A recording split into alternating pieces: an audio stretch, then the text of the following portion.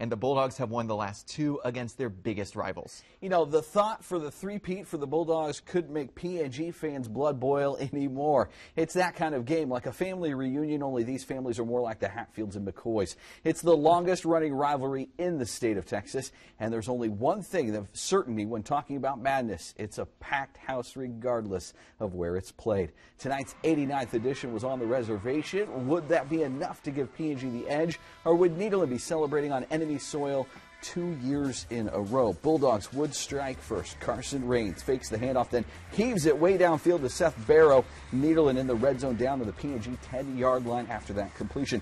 2 plays later, from 1 yard out, Kendrick Hopkins breaks the plane in the end zone. Bulldogs are on top early, up 7-zip over PN-G after kicking the extra point, and the visiting fans having to cheer there. Back come the Indians looking to answer. A.J. Smith rolls out of the pocket, tries to connect to a receiver. The ball is caught, but it's Nederland Sage Saye. And my guess is he let himself out of the house tonight, but I don't know who let the dogs out at the reservation. Nederland back in business this time. Raines does the handoff to Kendrick Hopkins. He's got some room to run. He's going to get the dogs deeper in Indian territory there. And that works so well. Raines would hand off again to Hopkins again. He gets down just outside the 5-yard line. Nederland would punch it in from there, and they went up 13-zip. The visiting crowd doing all the cheering to this point. PN-G, though, would give their fans a reason to cheer here. Second quarter, Indians with some trickery. A.J. Smith laterals to Corbin Coy. Coy on load to Avery Murdoch. Touchdown, PN-G. Now 13-6 in the second quarter. Nederland didn't like that too much. They were able to answer. Kendrick Hopkins with the carry again and the score. Nederland went up 20-6 and took that lead into the halftime. We'll go to the big board in this one, and it is indeed Nederland that will celebrate third straight Mid-County Madness win, second straight on the reservation. 37-12 was the final in favor of the Bulldogs. Our own Team Tailgate reporter for this one was Lance Edwards, who was in the middle of the madness all night. We'll turn to Lance for more now. Mike, Andrew, Mid-County Madness ends tonight 37-12. Nederland is the victor. Coach Newman, talk about playing a complete game tonight. 12-play, 99-yard drive to start your third quarter, your first drive of the third quarter. Put you up by 3 scores. Right. Talk about from that point on how y'all kind of took control. Well, we had our bright spots tonight, and we're trying to have more of them more consistently, but we got it done when we had to.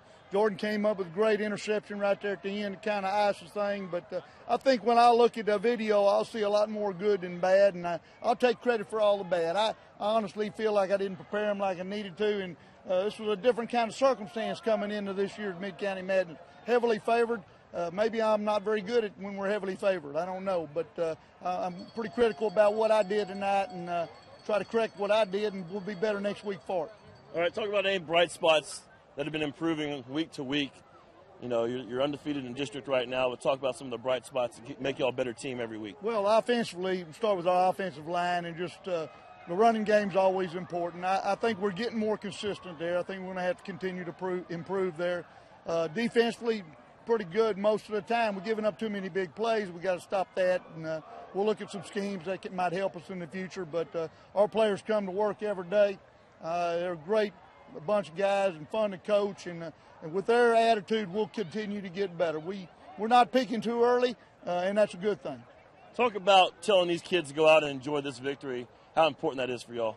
Well, it's a great rivalry. Like I said earlier in the week, these guys have written another chapter in this great rivalry tonight. It'll stay with them the rest of their life. And give credit to Port Neches Groves. I thought they fought their hearts out, and I expected them to. Coach Faircloth schemed us real well. I mean, we expected to get that kind of effort out of them, and I'm just proud of our kids coming out on top. All right, Coach, congratulations on the win. We're also going to join a guy who sealed that chapter tonight, Mr. Jordan Wood. Talk about 85-yard pickoff return for a touchdown here in the fourth quarter, kind of in the game. What goes to your mind when something like that happens?